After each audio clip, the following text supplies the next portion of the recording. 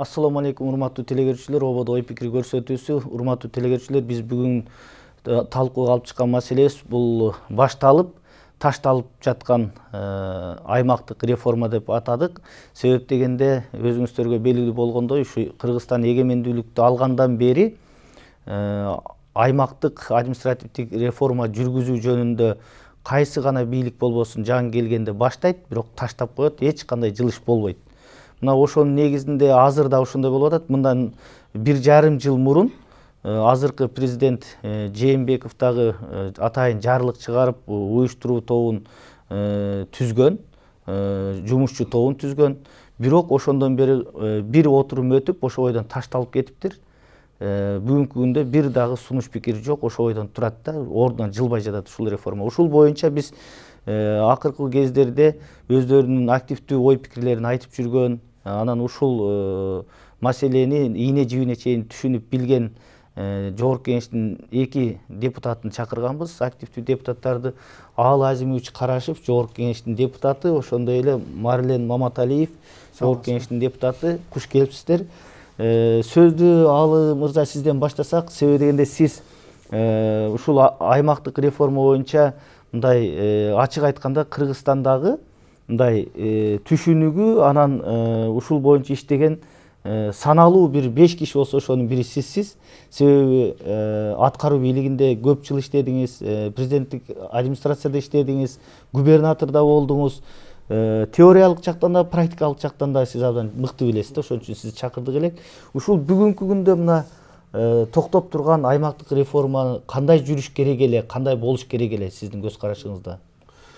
Саламатсыздарбы? Мен уруксат болсо бир 1,5 мүнөт кичине тарыхты да айтып кетейин деп атам. Биринчиден, мына административдик аймактык реформа деп айтканыбызга бери жагы бир 20 жыл болду да, толук кошуламага. Анан мына 96-жылы айыл өкмөттөрүн түзгөнбүз, жеринде айылдык жер комитеттеринин ордуна. Анан кийин эле кеттик, айтып келатабыз да. Ошо биринчи 98-99 жылдары демилге болгон. Кыргызстан боюнча бир экономикалык, райондоштуралык, аймак кылып бөлөлүк, бир деңгээл жок кылалык деген дагы ар кандай ой пикирлер айтылып келген да. Андан кийин мына 2007-жылы атайын президенттин указы менен концепция кабыл алынган. Административдик аймактык реформаны 3 этап менен бүтүрөбүз. Биринчи деңгээли айыл өкмөттөрүнүн деңгээлинде, райондордун деңгээлинде, анан областтын деңгээлинде деп. Ошондой эле концепцияны 2012-жылы өкмөттүн токтому менен бекиттик. Ошол 2012-14 жылдары айыл өкмөттөрүнүн деңгээлинде, 14-15 жылдары областтын деңгээлинде биринчи, анан айыл өкмөттүн деңгээлинде, кийин райондук деңгээлди да бириктиребиз, ошону ирилештиребиз деген деп да сунуштар болуп келген да. Бирок канчалык айтып келебиз, бизге негедир ушул реформабыз алдыга жылбай келатат да, муну ачык эле айтышыбыз керек. Себеби мына бизде азыр 4 деңгээлде башкаруу бар. Республикалык деңгээлде башкаруу, райондук, областтык деңгээлде башкаруу, райондук деңгээлде башкаруу, анан айылдык аймактарда 4 деңгээл болуп, көпчүлүк айтат 2 деңгээл керек дейт, 3 деңгээл болуш керек дейт, 4 деңгээл деп да айтышат. Менимче маселе башкада деп атам да. Биз биринчи кезекте ошол реформаны баштаардын алдында биз максатты аныктап алышыбыз керек деп айтат элем да. Эмне максат менен биз ушул реформага барабыз? Бул реформабыз эмнеге алып келет кийин бизгечи? Анан көп жолу бир оптималдаштырып да көрдүк, мамлекеттик муниципалдык кызматкерлер деп кыскартып да көрдүк аларды. Кыскартканыбыздан кийин кайра 2 эсе көбөйүп кеткен да учурларыбыз болду. Каржы министрлиги, финансы министрлиги аркылуу механикалык түрдө бюджеттин дагы 10%, 20%ке кесип көрдүк. Бирок тилекке каршы кайра 1-2 жылда эле аныбыз кайра көбөйүп эле кетип атат да, мындай айткандачы. Биз ошол максатты аныктап алышыбыз керек. Эмне максат? Ар бир мамлекеттик башкаруунун, мамлекеттик башкаруу системасынын менимче түздөн-түз биринчи максаты болуш керек. Бул кантип ушу элдин жашоо деңгээлин көтөрөбүз. Кантип элге сапаттуу кызмат көрсөтөбүз. Себеби ар бир мамлекеттик органдын түздөн-түз милдети элге сапаттуу милдеттердин бири да, сапаттуу кызмат көрсөтүү да. Ошол максатты так аныктабай туруп, анан биз айыл өкмөттү бириктиребиз, районду бириктиребиз эле кетип атабыз да.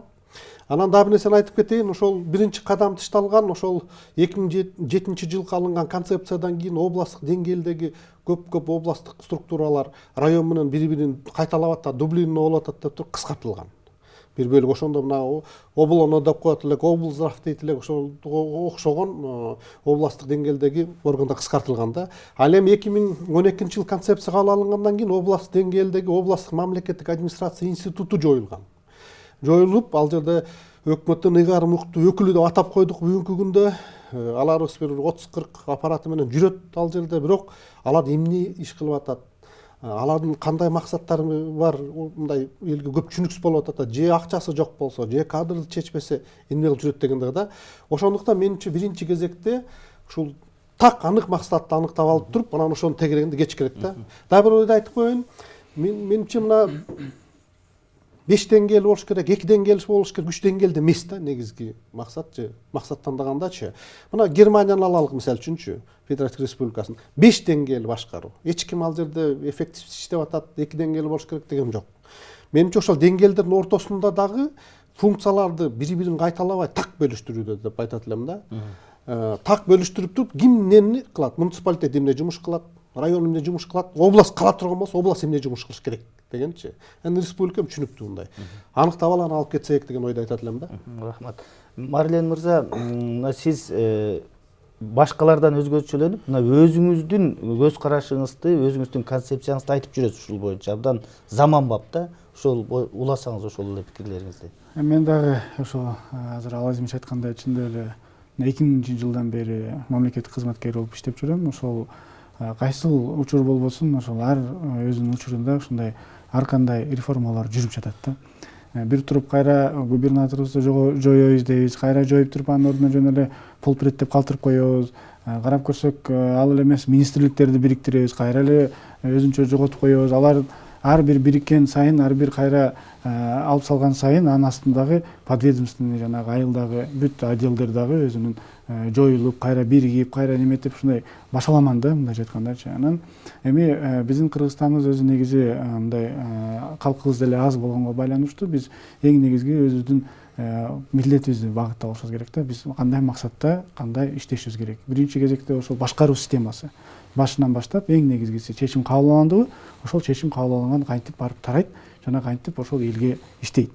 Элди тейлөө кантип башында бардыгы кабыл алынса ошол бойдон кетет. И тескерисинче акча чогултуу маселеси дагы кайра кантип ошол система менен кайра үстүнө барат деген мындай өзүнчө бир чоң системаны бир аныктап алыш керек да эң башындачы. Анан эми ал аймактардын көбү бөлүнүшү убагында баягы СССР маалында же болбосо кийинки өзүбүздүн Кыргызстандын эгемендүү маалында заман башка эле. Азыркы заман башка. Азыркы информационный технологиялардын заманбап санитариялык мезгилинде бир топ маселелерди, мисалы ошол эле чоң алайды бөлгөндө эмне үчүн бөлгөн? Чоң алайдан алайга чейин келип элдер справка алат, же болбосо элдер ушеге келип пенсиясын алат, же болбосо ушуга окшогон негизинде бөлүшкөн да убагындачы. Эми азыр башка заман, азыр көп нерсени үйдөн отуруп туруп эле бир кнопка менен баардык нерсени чечип, же болбосо элге ошол тейлөө функцияларын кылып койсо болот да. Ошого байланыштуу мен жеке оюм бар эле, ушул эгерде биз максатты эң негизгиси багыттап алсак, бизге мынчалык көп азыркы учурда мына 2000ге жакын айыл бар. 453 айыл өкмөт бар. 40ка жакын районубуз, анан 31 шаарыбыз бар да. Андан сырткары да бир эки чоң шаарыбыз бар. Ушулардын баардыгын эле комплекстүү түрдө бириктирип, азыраак санын кылып туруп, чоң ойларды эле түзүп койсок, бизге бул туура болгудайбы деп ойлойт элем да. Ушул сунуш пикиримди ар дайым айтып жүрөм жана ойлойт элем, бүгүн болбосо эртең сөзсүз түрдө бул маселеге кайра кайтып келиши мүмкүн да. Анткени жана мен айткандай көп нерселер азыр технологиялардын алкагында эле чечилип калса болот. Көп нерселерди коркпой, үркпөй эле бириктирип, мындайча айтканда оптиматташтырып койсо дагы болот да. Ошол эле карап көрсөңүздөр, бир топ аймагы чоң, бирок калкы аз айыл бар, неме бар, райондор бар. Ошол эле учурда дагы бир жерди карап көрсөңүз, мисалы ал деле район деп аталат, бирок анын ичинде калкы аябай көп да.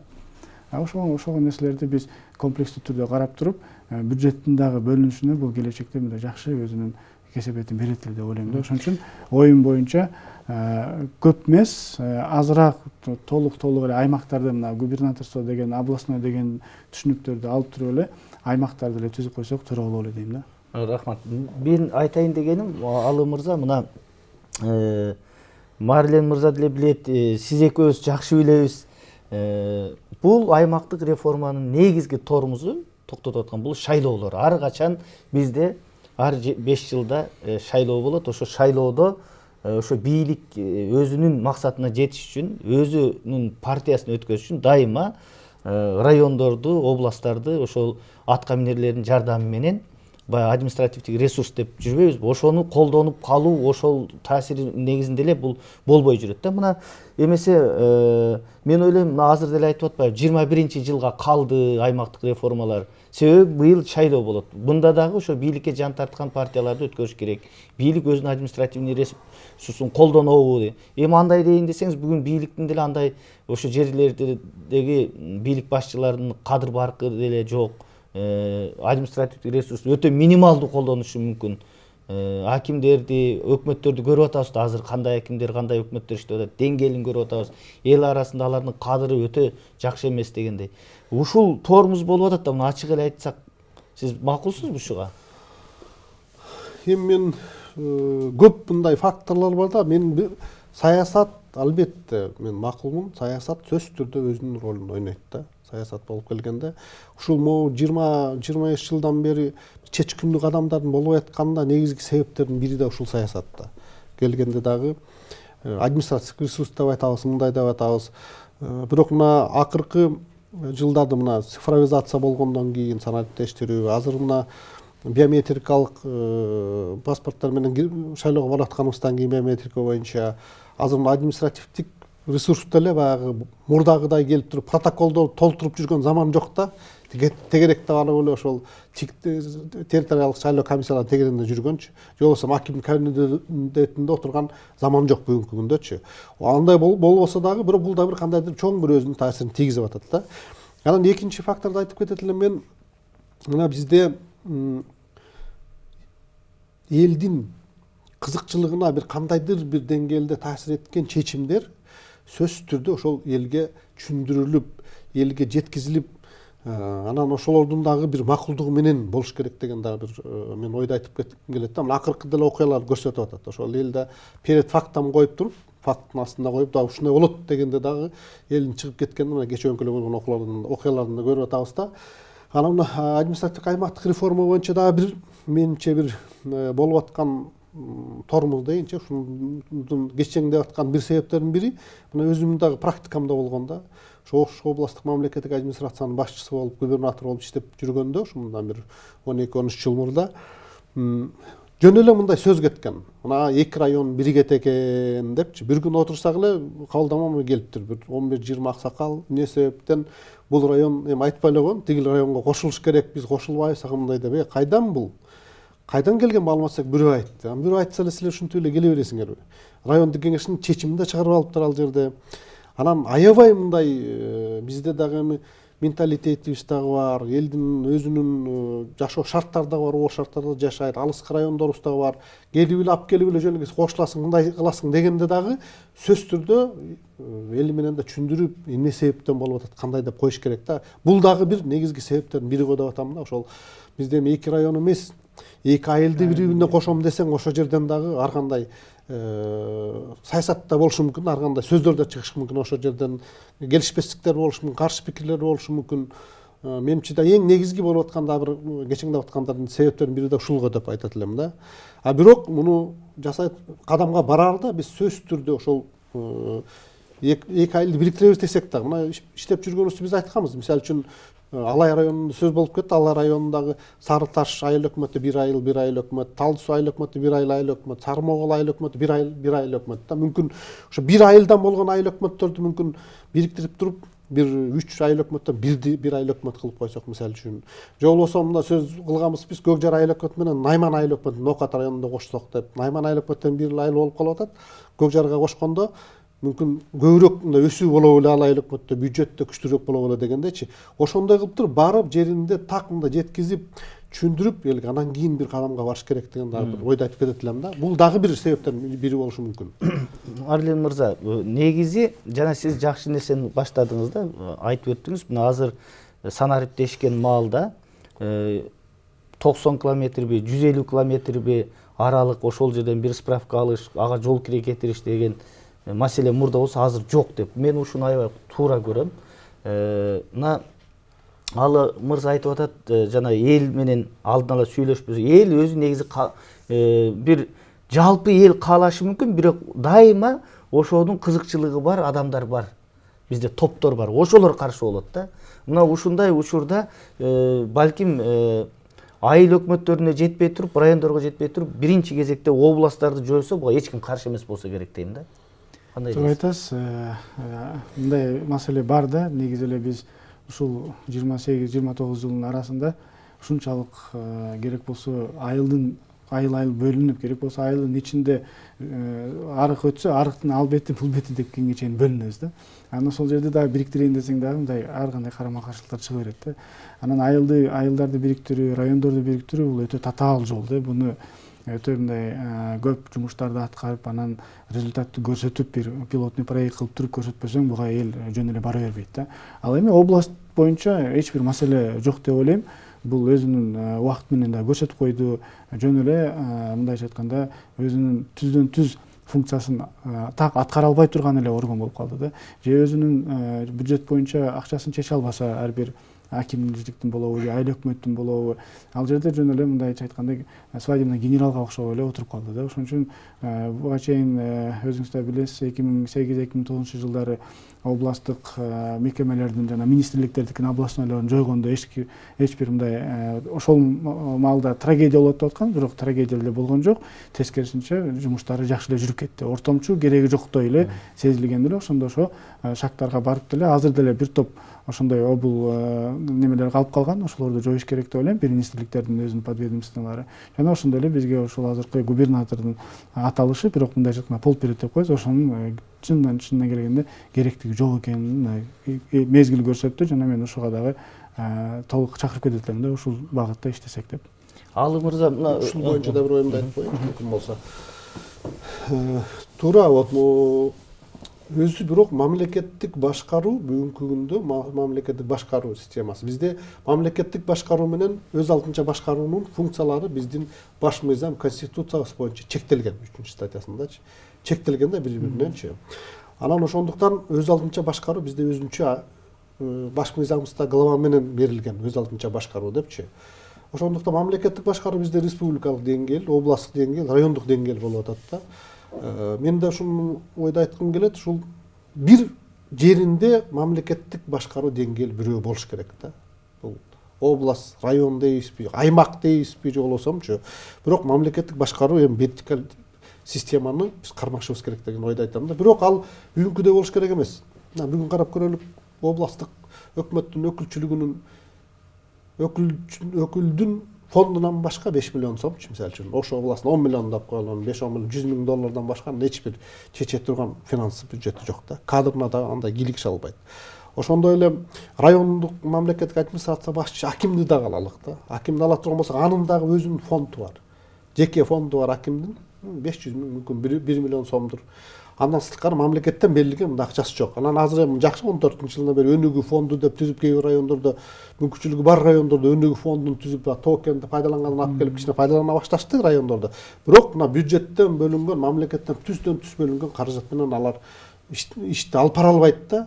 Ошондон дагы мына жогоруда дагы сиз айтып кеттиңиз, ушул өкмөттүн өкүлчүлүктүн башчысынын деле, өкүлүнүн деле, же болбосо райондук мамлекеттик администрация акимдин деле бүгүнкү күндө аброй элде андай эместечи. Мүмкүн ошол маселенин ушундадыр. Маселе чече албаганда жеринде. Эгер бир анын акчасы жок болсо, кадырганда кийлигише албаса, анда кантип ал аброй болот да. Мисалы үчүн элге барат, областтын жетекчиси барып айтып, мен могу маселени коет, муну чеч, тигин чеч дейт. Бири барат, чече албайт. Эки барат, чече албайт. Анан келип өкмөткө айтат, республикалык бюджеттен бөлүнүп ушуну биз жасайбыз, мындай кылабыз дейт. Анындай баары тең өтө бербейт. Анан чечилбей калгандан дагы бул келет сүйлөйт кетет. Анан ошондон кийин маселени чечпейт да бул деген дагы элде ой болуп калып атат да. Ошондуктан бир базалык жеринде мамлекеттик башкаруу системасы керек. Бир базалыкчы. Анан өз алдынча башкаруу системасы биздин баш мыйзамдагыдай жеринде муниципалитеттер, айыл өкмөттөр, айылдык аймактар иштеш керек. Бирок алардан 453 болобу, бизде 453 айыл өкмөттү, айылдык аймак, анан 31 шаарыбыз бар да. Алардан мүмкүн 350сі калабы, же 400 калабы же 250 калабы аны бүт баардыгын экономикалык тараптан да баардык тарабынан анализдеп туруп анан бир мындай таразага салып мындай бир чечим кабыл алыш керек деп айтам да, ал кадамга барышыбыз керек деп желге жеткизип дегендин да мааниси бир ушунда да. Негизги ушунда бир базалык бир мамлекеттик башкаруу системасы жеринде болуш керек. Жок, мен сизге суроом бул болчу, сиз айтайын дегеним, мисалы ошол сиз айтып атасыз, жергиликтүү өз алдынча башкаруу бийлиги менен мамлекеттик администрациялардын ортосунда мындай бири-бирине каршы келген жооболор бар экен да. Маселен, бул өз алдынча таптакыр баш ийбеген орган да жергиликтүү өз алдынча башкаруу. Ошол эле учурда ал акимге отчет берип атат, аким аны башкарып атат. Бул кантип биз ушунун сиз айткандай ташка тамга баскандай полномочияларын, ыйгарым укуктарын бөлүп көрсөтөбүз. Бул бүгүнкү күндө дагы эң мындай талаш болуп келаткан 24 жылдан бери дейинчи, биз 96-жылы 19 марттагы 20 мартта президенттин указы менен түзүлгөн болчу айыл өкмөттөр, ошондон берки келаткан маселе да. Андан кийин указдар менен реформаны жасап келдик. Кийин мыйзам кабыл алдык 2001-жылы өз алдынча башкаруу жөнүндөгү мыйзам. Анда дагы айыл өкмөттөрүн закондоштурдук, бирок биз аларды мындай бир так бир мындай функцияларын бөлө албай атабыз да. Ошол жерден дагы жергиликтүү маанидеги маселелер деп, же болбосо орусча айтканда дела местного значения деп өзүнчө статья менен айыл өкмөттүнүн кайсыл өзүнүн укуктары бар, милдеттери бар, аны дагы жазып көрдүк. Ошол эле мезгилде аким дагы жасаш керек. Бул дагы экөөнүкүнөн так мындай ажыратылыш бүгүнкү күндүн аягына чыкпай атат да. Ал эми айыл өкмөттөрдү өзү мыйзам чегинде аким түздөн түз сурай алат. Өкмөттүн мамлекеттик ыйгарым функциялары бар. Укуктары бар да, ыйгарым функциялары бар. Укуктар бар. Ошол ыйгарым укуктардын гана аткарылышы боюнча мамлекеттик орган өз алдынча башкаруу органдарынан бир маалымат ала алат да, сурай алат да. Анан бизде ар кандай түшүнүк бар. Кээ бир жеринде күчтүү аким болсо баарын башкарып, отчетун алып жүрүп атат. Айыл өкмөттөр болсо биздин мыйзам боюнча мындай деп айтып келатат.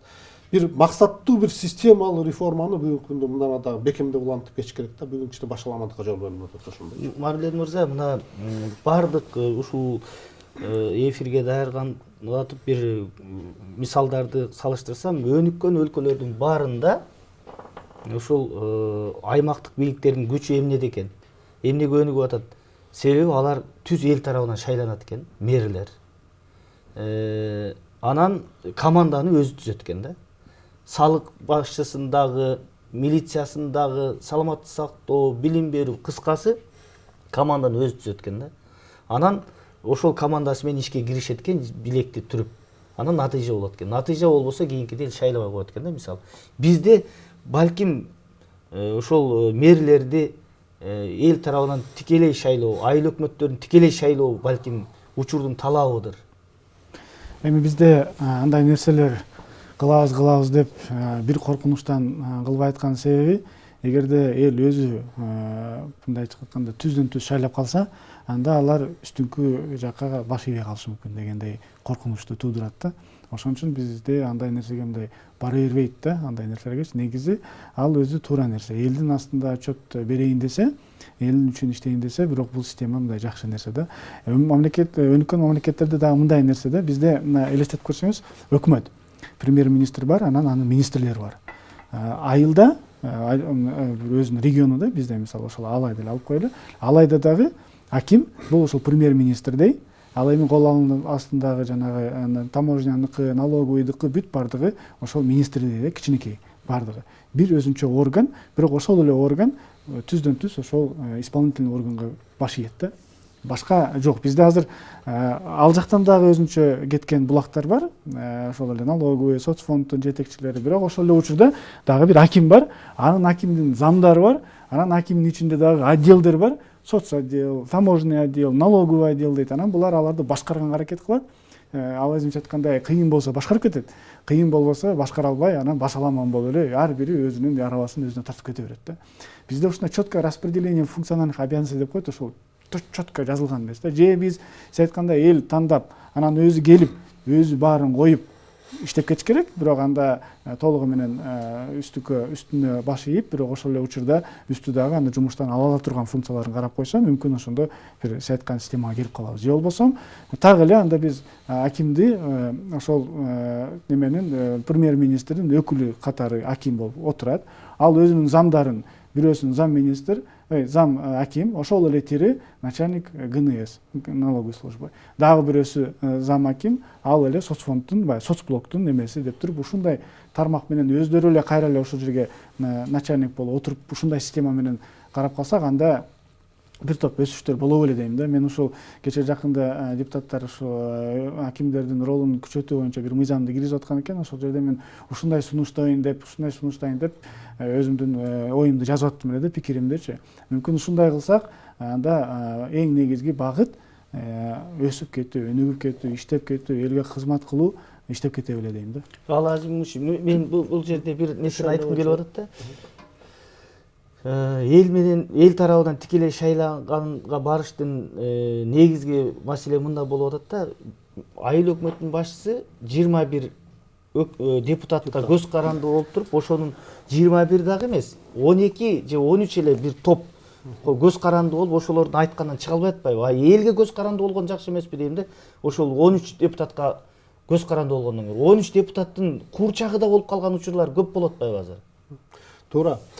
Мен мындай айтат элем, мына өз алдынча башкаруу реформасынын кийиргенибизди 96-жылы.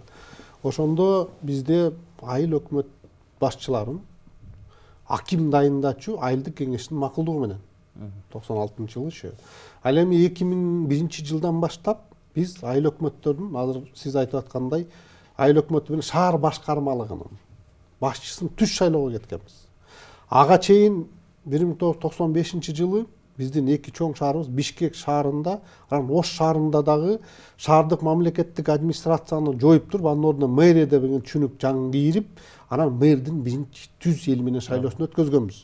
Ошондо Бишкек шаарында Силаев, мэрибиз Борис Силаев деп шайланып, ал эми Ош шаарында тилекке каршы шайлоонун жыйынтыгы чыкпай калган ошол мезгилдечи. Элдерде бөлүнүп эки жак болуп, эми жакшы билесиздер аны.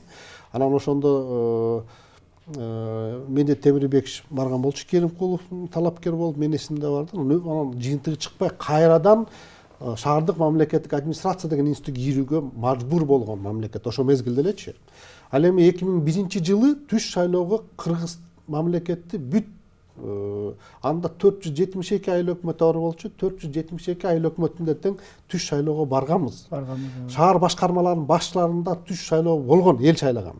Жыйынтыгында биз эмнени алдык? Ошондочу. Ал мезгилде мүмкүн ошол мезгилде эл шайлагандан кийин бизге көпчүлүк жерде, баарын эмес, көпчүлүк жерде такыр мамлекеттик же муниципалдык башкарууда дагы тилекке каршы түшүнүгү азыраак кишилерибиз келип калды да. Келип калды, тажрыйбасы жок кишилер келип калды. Ичиндеги жана урууга бөлүнгөн башталды. Айылдын ичинде эле урууга бөлүнсө, бир айыл өкмөттө 3 айыл болсо, 3 айыл 3 талапкердин өзүнүкүн алып чыгып, айыл бөлүнмөй башталды ошол жерден.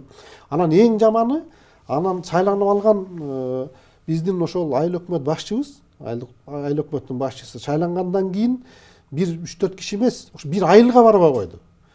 Силер мени шайлаган эмесиңер, бар өзүңөр эмне кылсаң ошо кылгыла. Мен мени шайлаган бул айыл шайлаган, мен бул айылга иштеп берем деп туруп, анан көчөсүн жасап берип, тигинчисин жасап берген дагы тилекке каршы көрүнүштөр болгон да, ушундай терс көрүнүштөрчү. Андан дагы сырткары биз бир 3 жыл болгондон кийин ошол мезгилде мен президенттик администрацияда иштейт элем. Биз ал бир анализ деп көргөнбүз. Ошол 472 айыл өкмөт шайлангандын канчасы бүгүнкү күндө иштеп атат? Канчасы эмне болду? Ошондо мындайча айтканда 3/4 ошо аягына чейин иштей албай калган. Мындай мен айтып атам, орто эсеп мененчи. Анан ошонун дээрлик көпчүлүгү эмне себептен иштебей калды? Келип туруп көпчүлүгүнө кылмыш иштери козголуп, алар ушу бир жака камалганда күндөр көп болду. Айыл өкмөт башчылары эмне себептен? Элементардуу эле. Алар келгенден кийин финансылык документтерге жакшы түшүнүгү болбой калып туруп, оңго солго кол койгондагы көрүнүштөр болгон да.